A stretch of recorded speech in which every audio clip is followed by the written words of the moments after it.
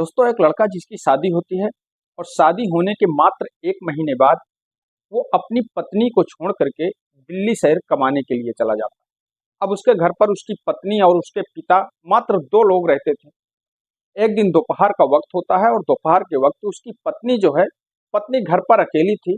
तभी वो बाथरूम में जाती है और बाथरूम में जा करके अपने कपड़ों को खोल करके नहाने लगती है।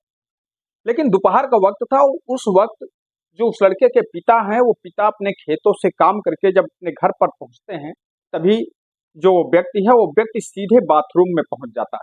और जैसे ही बाथरूम में पहुंचते हैं तो देखते हैं कि सामने उनकी जवान बहू, जिसके बदन पर एक भी कपड़े नहीं थे।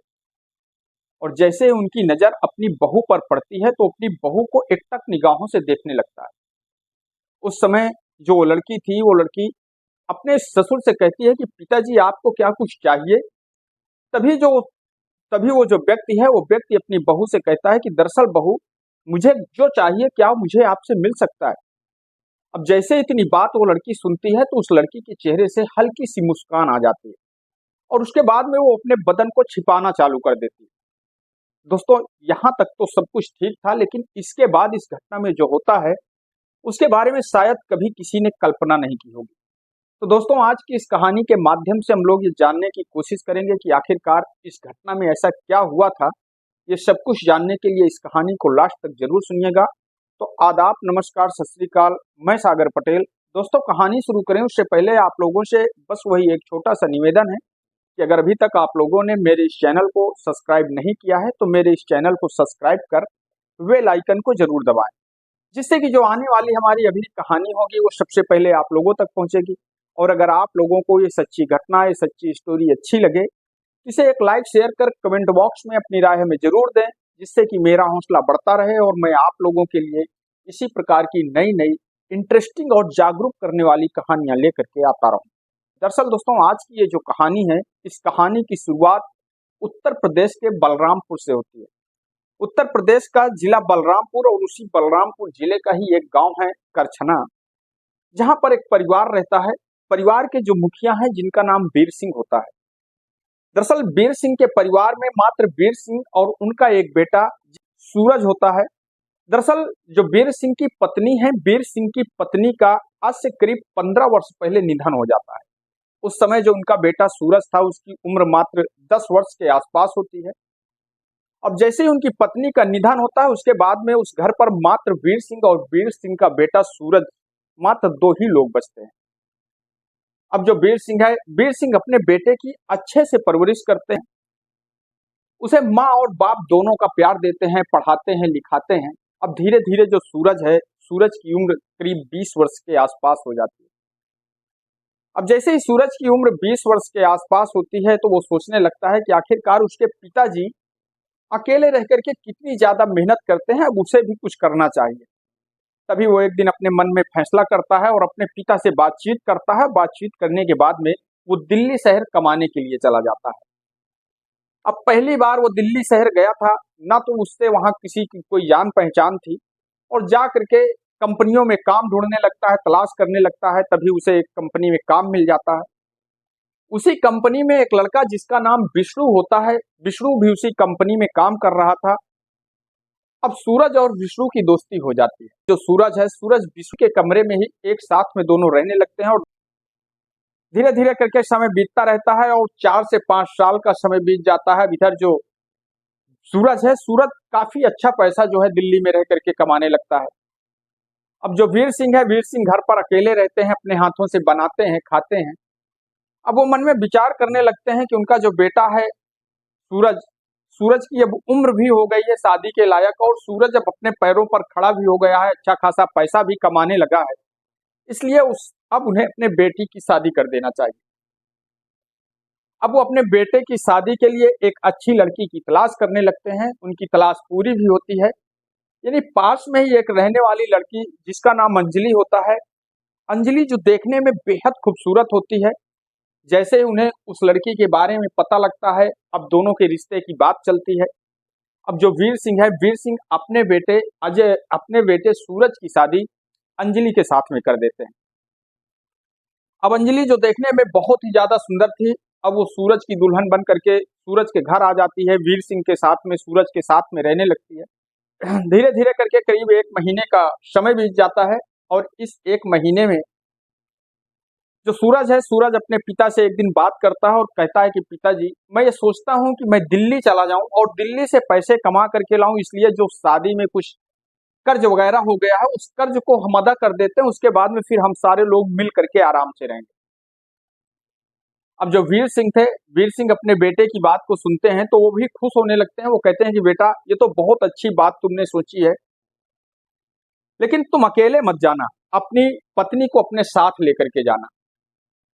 वीर सिंह अपने पिता को समझाने की कोशिश करता है, उनसे कहता है कि दरअसल पिताजी, जो मेरी पत्नी है, आप इतने दिनों से अकेले बना रहे हैं, अपने हाथों से खाना खा रहे हैं, इसलिए मैं ये चाहता हूं कि जो अंजलि है, अंजलि यहीं पर रहेगी, आपकी सेवा करेगी और मैं दिल्ली जाऊंगा, फिर 4-5 महीने बाद, कुछ दिन बाद मैं वापस आ जाऊंगा। लेकिन जो वीर सिंह थे, वीर सिंह अपने बेटे को बार बार समझाते हैं और उससे कहते हैं कि बेटा, अभी तुम्हारी नई नई शादी हुई है, इसलिए तुम दोनों लोगों को एक साथ ही रहना चाहिए। वीर सिंह अब अपने पिता की बात को मान जाता है, वो अपनी पत्नी अंजलि को लेता है और अंजलि को लेने के बाद में वो दिल्ली शहर चला जाता है। दिल्ली शहर जा करके अब वहां पर वो एक किराए का कमरा लेता है।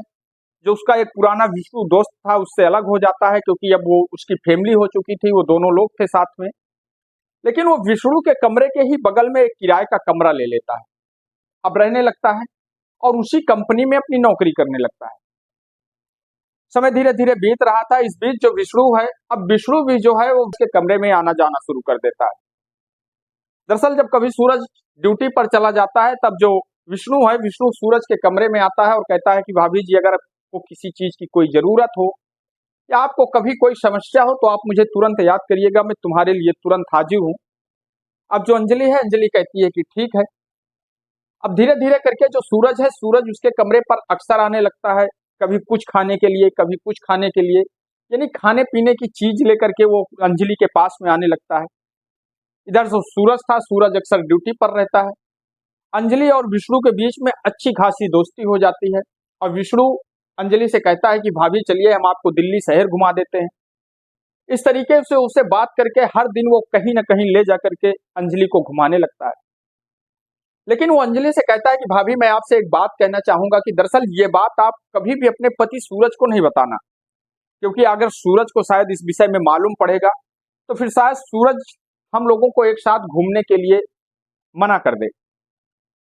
अंजलि सोचती है कि ठीक है, क्योंकि अंजलि को भी बहुत अच्छा लग रहा था, बहुत मजा आ रहा था, उसे अच्छा अच्छा खाने को मिल रहा था, घूमने को मिल रहा था।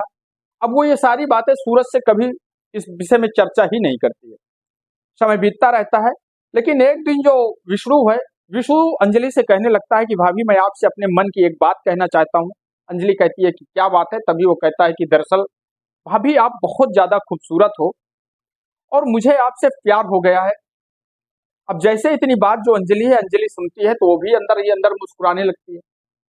अब इस बीच जो अंजलि और विष्णु है, उन दोनों के बीच में रिलेशनशिप में आ जाते हैं। वो दोनों रिलेशनशिप में आ जाते हैं, दोनों एक दूसरे के साथ में संबंध बनाने लगते हैं। पहली बार जब अंजलि विष्णु के साथ में संबंध बनाती है तो उसे इतना ज्यादा आनंद आता है, शायद उतना आनंद कभी उसे सूरज से मिला ही नहीं। उस दिन के बाद में वो लगातार जो है विष्णु के संपर्क में आ जाती है, विष्णु के साथ में रिलेशनशिप में आ जाती है, लेकिन ये बात सूरज को पता ही नहीं होती। समय धीरे धीरे बीतता रहता है, करीब 1 महीने का समय बीत जाता है। लेकिन 1 महीने में जो सूरज है, सूरज नोटिस करता है कि जो विष्णु है, विष्णु हर सुबह वो उसके साथ ड्यूटी करने के लिए निकलता है, लेकिन वो कभी ड्यूटी पर नहीं आता, कभी उसकी फैक्ट्री में उसकी मुलाकात नहीं होती। यही सोच करके उसके मन में कुछ ख्याल चलने लगता है। एक दिन दोपहर का वक्त होता है, जो सूरज है, सूरज अपनी कंपनी से दोपहर के वक्त वापस आ जाता है। जैसे वो अपने घर वापस आता है तो देखता है कि उसके रूम के दरवाजे बंद थे, खिड़की बंद थी, लेकिन उसके घर के अंदर से कुछ आवाजें आ रही थी। अब वो खिड़की के पास में खड़ा होकर के उन आवाजों को सुनने की कोशिश करने लगता है तो देखता है कि उसकी पत्नी किसी से बात कर रही है। अब वो चुपचाप वहीं पर खड़ा रहता है। थोड़ी देर के बाद में दरवाजा खुलता है। जैसे ही दरवाजा खुलता है तो वो देखता है कि उसका जो दोस्त विष्णु है, विष्णु उसके घर पर उसकी पत्नी के साथ, दोनों उसके पत्नी के साथ था, दोनों अर्धनग्न अवस्था में थे और जैसे ही वो इस तरीके से अपनी पत्नी को विष्णु के साथ में देखता है तो उसके पैरों के नीचे की जमीन खिसक जाती है। वो सोचने लगता है कि आखिरकार उसकी पत्नी ने उसके साथ में बहुत बड़ा धोखा किया है। अब विष्णु तो वहां से उस वक्त चुपचाप चला जाता है, लेकिन वो अपनी पत्नी के पास में अब जो सूरज है, सूरज अपनी पत्नी को समझाने की कोशिश करने लगता है। उससे कहता है कि अंजलि, ये जो तुम कर रही हो ये गलत है। अभी हमारी शादी को मात्र 1 महीना ही हुए हैं और तुम इस तरीके से हमें धोखा दे रही हो। जब सूरज के हाथ पैर जोड़ने लगती है, उससे कहती है कि मुझे माफ कर दीजिए, मुझसे गलती हो गई है। दरअसल मैं आवेश में आ गई थी, मैं समझ नहीं पाई हूँ, ऐसी गलती मुझसे दोबारा नहीं होगी। अब जो सूरज है, सूरज अपनी पत्नी अंजलि को माफ कर देता है, लेकिन वो सोचने लगता है कि अगर वो यहाँ पर रहेगा तो शायद विष्णु कभी उसकी पत्नी का साथ छोड़ेगा नहीं, इसलिए वो ऐसा करता है कि अपनी पत्नी को अपने गांव लेकर के चलता है। अब वो अपनी पत्नी अंजलि को लेता है और अंजलि को लेकर के वो अपने गांव वापस आ जाता है। मात्र भी 1 महीने का समय बीता था और जैसे ही वीर सिंह अपने बेटे और अपनी बहू को अपने घर पर 1 महीने के ही अंदर देखते हैं तो वो थोड़ा सा परेशान होने लगते हैं। अपने बेटे से कहते हैं कि बेटा, आखिरकार क्या बात है, कोई परेशानी है, कोई दिक्कत है? आप लोग तो 1 ही महीने में वापस आ गए। अब जो सूरज है, सूरज शाम के वक्त अपने पिता के पास में बैठता है और अपने पिता से हर तरीके की बात बताने लगता है। वो कहता है कि दरअसल पिताजी, वहां पर जो अंजलि है, अंजलि बहक गई थी, सब इसका किसी के साथ में अफेयर हो गया था, इसलिए हमने ये सोचा कि इसको घर पर ही छोड़ देते हैं। वीर सिंह कहते हैं कि बेटा, तुमने बहुत अच्छा फैसला लिया है। अब करीब 15 दिनों तक जो सूरज है, सूरज गांव में रहता है। उसके बाद में वो अपनी पत्नी को छोड़ करके फिर एक दिन वो दिल्ली शहर वापस चला जाता है। अब मात्र इधर जो वीर सिंह है और वीर सिंह की बहू अंजलि है, मात्र 2 लोग घर पर होते हैं। वीर सिंह अपना खेती बाड़ी का काम करते हैं, खेती बाड़ी देखते हैं। इधर अंजलि जो है, अंजलि घर पर रहती है, खाना वगैरह बनाती है। दोनों लोग बड़ी अच्छी तरीके से रहते हैं। लेकिन एक दिन दोपहर का वक्त होता है, अंजलि जो है, अंजलि बाथरूम में जाती है और बाथरूम में जा करके अपने बदन के जितने भी कपड़े थे उनको खोल करके नहाना स्टार्ट कर देती है। उसी वक्त जो वीर सिंह है, वीर सिंह अपने खेतों से अपने घर वापस आ जाते हैं। वापस आते हैं, देखते हैं कि बहू उनकी कहीं दिखाई नहीं दे रही। सोचते हैं कि शायद बहू लेटी हुई होगी या फिर सो रही होगी, इसलिए वो चुपचाप बाथरूम के अंदर जाते हैं पानी पीने के लिए। लेकिन जैसे ही वो बाथरूम के अंदर पहुंचते हैं तो देखते हैं कि जो अंजलि है, अंजलि बाथरूम के अंदर बिना कपड़ों के थी, वो नहा रही थी। उसके बदन पर एक भी कपड़े नहीं होते हैं। ये देख करके उनकी जो निगाहें हैं, वो निगाहें टंगी का टंगी रह जाती हैं। अंजलि शर्मा जाती है, वो अपने बदन को इधर उधर छुपाने लगती है और उसके बाद में वो कहती है कि बाबूजी, क्या आपको कुछ चाहिए? तभी उसके मुंह से निकलता है कि बाबू, बहू, आखिरकार मैं जो लेने आया था क्या वो मुझे मिलेगा? वो कहती है कि क्या चाहिए आपको? कहते हैं दरअसल मुझे पानी पीना था। अब अंजलि जो है अपने ससुर को पानी देती है, वो पानी पीते हैं और पानी पीने के बाद में वो वहां से चले जाते हैं। लेकिन उसके बाद जो वीर सिंह है, वीर सिंह की नजरों के सामने से उसकी बहू का बदन हटता ही नहीं है। उसकी नजरों के सामने मात्र उसकी बहू का बदन घूम रहा था, उसका शरीर घूम रहा था। वो इतना ज्यादा परेशान हो जाता है कि वो सीधे जो है शराब के ठेके पर पहुंचता है। वहां पर जाकर के शराब लेता है और शराब लेने के बाद में साथ में चिकन लेता है और चिकन लेकर के घर आ जाता है।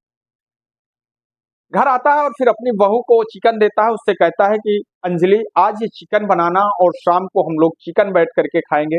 अंजलि कहती है कि ठीक है। अब शाम का वक्त होता है। जो अंजलि है, अंजलि अपने घर पर चिकन बनाती है और चिकन बनाने के बाद में जैसे ही वो अपने ससुर को खाना लेकर के जाती है, तभी जो वीर सिंह है, वीर सिंह कहने लगता है कि बहू, आप अपने लिए भी खाना लेकर के आओ। दोनों लोग साथ में बैठ करके खाते हैं।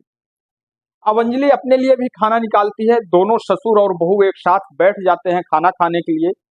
तभी वीर सिंह है, वीर सिंह उस शराब की बोतल लेकर के आता है, अपने लिए एक पैक बनाता है। अपनी बहू से कहता है कि बहू, आज थोड़ा सा मैं परेशान था, इसलिए मैं थोड़ा सा आज इंजॉय करना चाहता था। वो कहती है कि ठीक है। तभी वो अपना एक पैक जैसे ही लेता है, उसके बाद में वो अपनी बहू अंजलि से कहने लगता है कि क्या आप भी एक पैक लेंगी? अंजलि कहती है कि नहीं बाबूजी, मैंने कभी शराब को हाथ ही नहीं लगाया है, कभी उसको छुआ ही नहीं है। वो कहता है कि दरअसल ये खराब चीज नहीं है, बस इसे अगर आप थोड़ा सा लेंगी तो आपको बहुत अच्छा लगेगा। एक बार आप इसे ले करके देखिए, आपको बहुत मजा आएगा। अगर आपको अच्छा न लगे तो आप कभी भी इसे दोबारा हाथ मत लगाना। अंजलि अपने ससुर को बार बार इस बात से मना कर रही होती है, लेकिन जो वीर सिंह है, वीर सिंह जिद के आगे अड़ जाता है। अब अंजलि और वीर सिंह दोनों क्योंकि घर पर अकेले थे, एक दोस्त की तरीके थे, अंजलि अपने ससुर की बात को मान जाती है और बैठ करके उसके साथ में शराब पीने लगती है। थोड़ी देर में अंजलि को नशा छाने लगता है। दोनों खाना खाते हैं। खाना खाने के बाद में जो अंजलि है, अंजलि अपने बिस्तर पर लेटने के लिए चली जाती है। थोड़ी ही देर में जो उसका ससुर वीर सिंह है, वीर सिंह उसके बिस्तर पर पहुंच जाता है और वहां बैठ करके उससे कहता है कि बेटा, मैं जानता हूं कि आपका जो पति है, आपका पति आपके पास में नहीं है, आपकी अभी नई नई शादी हुई है, आपके ऊपर क्या बीत रही है, लेकिन अगर आपको कोई दिक्कत है, आपको कोई समस्या है, तो मैं आपका एक दोस्त जैसा हूं। आप जो भी आपके दिल में बात है, वो दिल दिल की बात आप मुझसे कह सकती हैं। अब इस तरीके से वो अपनी बहू के पास में बैठ करके बातचीत करने लगता है। दोनों नशे की हालत में होते हैं और वीर सिंह अपने बहू के बदन को टच करने लगता है, उसके बदन को सहलाने लगता है। अब अंजलि भी अपने आप को कंट्रोल नहीं कर पाती है और उसके बाद में उन दोनों के बीच में शारीरिक संबंध बनने लगते हैं। उस रात दोनों नशे की हालत में पहली बार रात भर दोनों एक दूसरे के साथ में शारीरिक संबंध बनाते हैं।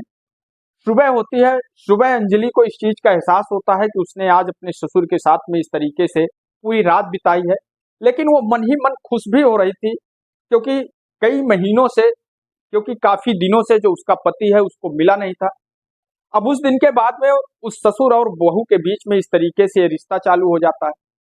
उधर जो उनका बेटा सूरज है, सूरज दिल्ली में रह करके पैसा कमाने का काम कर रहा है। इधर जो बाप है और उसकी जो पत्नी है, दोनों एक दूसरे के साथ में इस तरीके से अय्यासियां करते रहते हैं, मौज मस्ती करते रहते हैं। धीरे धीरे करके 2 से 3 महीने का समय बीत जाता है और इधर एक दिन अचानक से अंजलि को पता लगता है कि वो प्रेग्नेंट हो चुकी है। तभी वो अपने ससुर के पास में जाती है और कहती है कि पिताजी, दरअसल मेरे पेट में तो बच्चा आ चुका है, आखिरकार हम अब इसका क्या करेंगे? अगर इस बात की जानकारी कहीं मेरे पति को हो गई तो बहुत अनर्थ हो जाएगा। अब जो वीर सिंह है, वीर सिंह अपनी बहू को समझाने लगता है। वो कहता है कि आपको परेशान होने की जरूरत नहीं है। दरअसल आपको अपने पति से बस इतना बोलना है कि ये बेटा आपका ही है। अब इस बात के लिए जो उसकी पत्नी है अंजलि है, अंजलि भी तैयार हो जाती है और धीरे धीरे करके 3 महीने का समय बीत जाता है। सूरज है, सूरज सोचता है कि क्यों ना हम अपने गांव चलते हैं, घर चलते हैं और अपनी पत्नी को, अपने पिता को सरप्राइज देते हैं। अब वो दिल्ली से टिकट लेता है और बिना बताए अपने घर पर आ जाता है। रात के करीब 10 बजे के आसपास का वक्त होता है और उस समय वो अपने घर पर पहुंचता है। अब उसकी जो पत्नी है और उसके जो पिता हैं, दोनों घर पर थे। घर का दरवाजा जो है, मेन दरवाजा, बस वो बंद था, उस पर कोई कुंडी नहीं लगी होती है। वो घर के अंदर पहुंचता है, लेकिन जैसे ही वो अंदर पहुंचता है तो देखता है कि उसकी जो पत्नी है और उसके जो पिता हैं, दोनों एक ही बेड पर अर्धनग्न अवस्था में होते हैं, आपत्तिजनक हालत में होते हैं। जैसे ही वो इस तरीके से अपनी पत्नी और अपने पिता को देखता है तो उसके पैरों के नीचे की जमीन खिसक जाती है। वो समझ ही नहीं पाता है कि आखिरकार उसे अब क्या करना चाहिए। वो तो उसी वक्त तुरंत वहां से मुड़ता है और मुड़ करके अपने चाचा के घर जाता है। अपने चाचा के पास में जा करके अपने चाचा से एक एक बात बताने लगता है। वो बताता है कि दरअसल किस तरीके से उसके पिता उसकी पीठ पीछे उसकी पत्नी के साथ में इस तरीके से अवैध रिश्ते में है, उसकी पत्नी के साथ में शारीरिक संबंध बनाते हैं। अब जो उसके चाचा हैं, उस चाचा उसको समझाते हैं, उससे कहते हैं कि बेटा आप परेशान मत हो, इसका बड़ी ही शांति से इस पर हम लोग बात करेंगे, तभी इसका कुछ निष्कर्ष निकलेगा। क्योंकि अगर आवेश में आकर के हम लोग कुछ गलत करते हैं तो फिर कुछ अनर्थ हो सकता है। अगला दिन होता है। अगले दिन जो सूरज है, सूरज अपने ससुराल में फोन करता है, अपने सास ससुर को इस बात की जानकारी देता है और भी जो गांव के लोग होते हैं उन गांव के लोगों को इकट्ठा करता है और इकट्ठा करने के बाद में एक पंचायत बुलाता है और उस भरी पंचायत के सामने वो अपने पिता और अपने पत्नी के बारे में सारे लोगों को बताता है कि किस तरीके से उसकी पत्नी और उसके जो पिता हैं, वो दोनों एक दूसरे के साथ में उसकी पीठ पीछे इस तरीके से नाजायज रिश्ते में थे। जैसे ही इस बात की जानकारी रिश्तेदारों को होती है, आसपास के लोगों को होती है, गांव के लोगों को होती है, तो गांव लोग के लोग बहुत ज्यादा हैरान हो जाते हैं और वो सोचने लगते हैं कि आखिरकार एक पिता अपनी ही बहू के साथ में इस तरीके का काम कैसे कर सकता है, जबकि एक पिता जो कि एक पिता बाप के समान होता है, एक बहू एक बेटी के समान होती है, फिर भी वो लोग इस तरीके से कैसे रह सकते हैं। अब जो सूरज था, सूरज पंचायत के सामने ये फैसला लेता है। वो कहता है कि मैं अपनी पत्नी अंजलि के साथ में कभी दोबारा रह ही नहीं सकता हूँ, मैं आज के बाद इसे तलाक देता हूँ। और वो अपना घर बार छोड़ करके सीधे फिर अपने घर से निकल करके वो दिल्ली चला जाता है। इधर जो अंजलि के माता पिता थे वो भी अपनी अपनी बेटी से इतना ज्यादा नाराज होते हैं कि वो भी कहते हैं कि बेटा आज के बाद तुम मेरे लिए मर चुकी हो, आज के बाद तुम कभी भी मेरे घर के आंगन पर, मेरे घर के दरवाजे पर मत आना। अब गांव के लोग भी अंजलि और वीर सिंह को उस निगाह से देखने लगते हैं कि वो लोग सोचते हैं कि आखिरकार वो करे तो क्या करें। सारे लोग जो है उन दोनों से रिश्ता खत्म कर लेते हैं। अब जो अंजलि है और जो वीर सिंह है, दोनों एक दूसरे के साथ में पति पत्नी के तरीके रहने लगते हैं। दोस्तों, आज की ये जो कहानी है, आज की ये जो घटना है, इस घटना को सुनाने का उद्देश्य किसी को ठेस पहुंचाना नहीं है, किसी को दुख पहुंचाना नहीं है, किसी की भावनाओं को आहत करना नहीं है, बल्कि आप लोगों को सजग करना है, सतर्क करना है। आप लोग जहां भी रहें सावधान रहें, सुरक्षित रहें, अपना और अपनों का ख्याल रखें। दोस्तों, आजकल लोग हवस में इतना अंधे हो जाते हैं, हवस में इतना पागल हो जाते हैं कि वो रिश्तों की मर्यादा को भूल जाते हैं और हवस में कुछ इस तरीके के काम कर देते हैं जिसकी वजह से सारे रिश्ते और नाते तार तार हो जाते हैं। तो दोस्तों, आज की ये कहानी आप लोगों को कैसी लगी, कमेंट बॉक्स में अपनी राय हमें जरूर दीजिएगा। और सूरज ने जो किया वो सही था, ये गलत था, कमेंट करके हमें जरूर बताइएगा। और आप लोग ये कहानी कहाँ से सुन रहे हैं, किस जिले से सुन रहे हैं, जिससे कि जो आने वाली हमारी अगली कहानी होगी उस कहानी में हम आप लोगों का नाम जरूर लेंगे। तो चलिए दोस्तों, चलते हैं कमेंट की ओर और लेते हैं उन भाइयों के नाम जिन्होंने हमारी पिछली वीडियो में कमेंट किए थे, जिनमें से शेखावत अली जो कि बहराइन से हैं, मंसूर कासरागोड केरल से हैं, रामदास राजपूत जी जो कि सुखीपुर डिस्ट्रिक्ट फिरोजाबाद यूपी से हैं, योगीनाथ गुप्ता, खेमराज भाटी, अंकित कुमार जो कि बिहार पटना से हैं, नरेश मेहता, सब मिश्रा, दयाशंकर सिंह राजपूत जो कि उत्तर प्रदेश के गोंडा जिले से हैं, मोहम्मद जमाल जो कि अहमदाबाद से हैं, गुलफान खान, इम्तियाज हुसैन जो कि कानपुर उत्तर प्रदेश से हैं, प्रेमचंद बिंद, अरविंद भाई, राजेंद्र कुमार, टीपी पांडे। तो इन सभी दोस्तों का तहे दिल से शुक्रिया आज की इस सच्ची घटना में, आज की इस सच्ची कहानी में। बस इतना ही। कल फिर मिलेंगे किसी एक नई कहानी के साथ में, किसी एक नई घटना के साथ में। तब तक के लिए नमस्कार, जय हिंद।